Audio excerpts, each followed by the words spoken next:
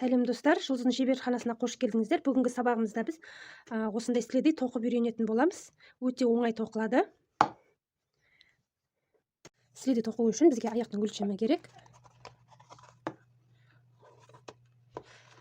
Табанның ұзындығы менде 22 сантиметр және диаметрі 21. Мен 36 размерге тоқимын. Менің тоқыма жібім өте қалың, менде хлопок, бірақ өте қалың. Және крючоктың нөмірі менде 4,5. Тоқуды бастаймыз. Мен 21 сантиметрге сәйкес келетін воздушная петля алуым керек. 21 сантиметр ол бізде диаметріміз, біздің табанымыздың 1, 2, 3, 4, 5, 6, 7.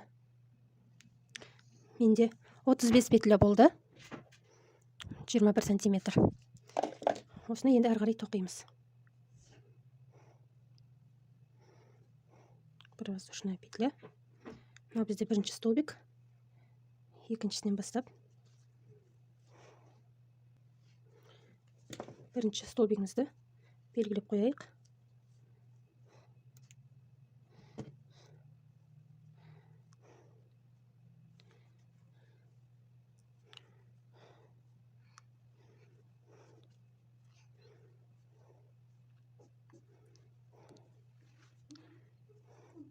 Осылайша соңына дейін тоқып шығамыз.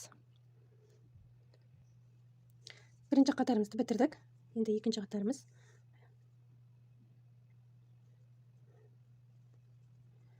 Мен 36 размерге тоқып жатырмын.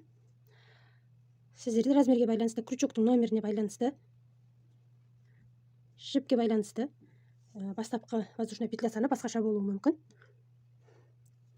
Воздушная петля.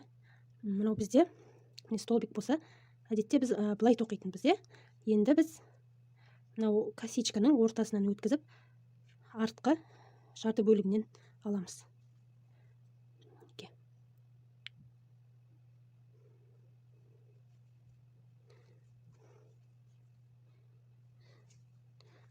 Осылайша соңына дейін тоқимыз. Екінші қатарымызды да тоқып болдық. Үшінші қатар.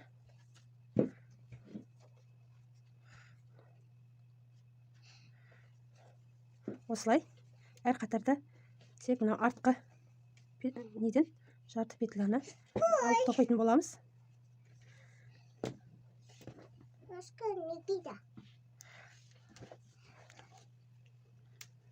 Бізге 22 сантиметр ұзындықта керек. Осы әдіспен 22 сантиметр болғанша тоқимыз. Мен 20 сантиметр қылып тоқыдым. Өйткені біздің бұйымымыз өте созылмалы болып тұр.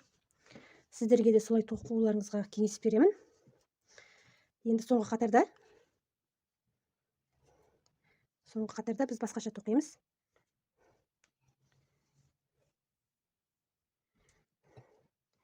Соңғы қатарда біз столбик с накидоммен тоқимыз.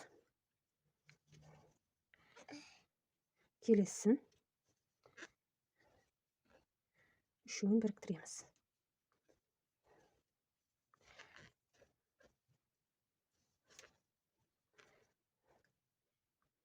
Осылайша соңына дейін қысқартып шығамыз. Тоқып болдым. Екеуден қостым. Енді жібімізді қиямыз.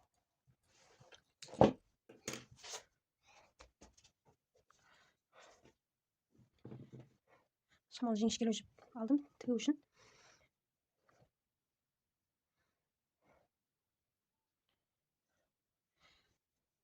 Аяқ киімнің бас жағын дөңгелетеміз.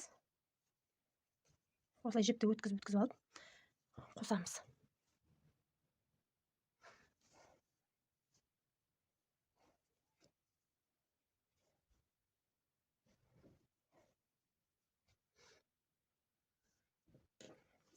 Өткізіп болдым. Мына жағын шамалы ұзындау қылып алдым. Қазір бізге мына жағын қосуға керек болады.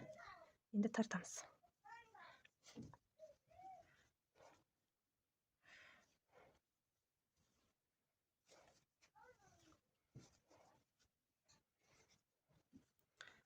Қатты қылып байлау керек, ортасы ашық қалмайтындай.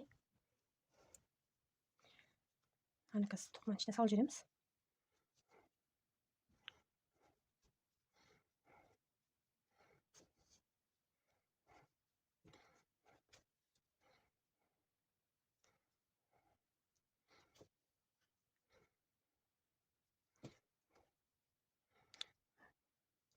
Шамамен мына жерге дейін тігеміз.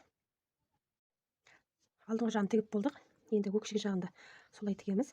Соңғы жағында шамал бір 2 сантиметрдей қалдырамыз да, оны шамал басқашалау тігеміз. Ол мінекей осылай өткізіп аламыз.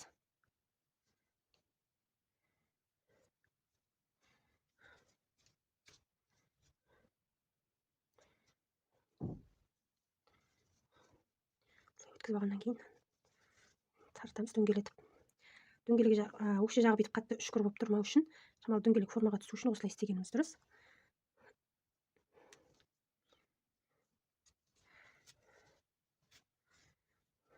Артығын қиып тастаймыз. Біздің балеткамыз дайын болды. Тігістері осылай болып шықты. Кигенде өте ыңғайлы. Аяққа бұндай балетканы кез келген размерге, кез келген жіппен тоқи беруге болады. Тек өзіңіздің табан ұзындығыңызды білсеңіз болды. Әшекейлейтін болсақ, бұған кез келген өзіңіздің қалауыңыз бойынша әшекейлесеңіздер болады. Помпон жабыстырып қоюға болады. Қазір плайда модаға айналған трендке. Әдемі брошкаңыз болса тағуға болады. Лентадан бантик жасап, барлығы өзіңіздің фантазияңызға қарай әсемдесеңіз болады. Менің каналыма тіркеліп қойыңыздар. Видео ұнаса лайк басып, қоңырауша белгісін басып қойыңыздар. Соңына дейін көргендеріңізге рахмет. Сау болыңыздар. Келесі кездескенше.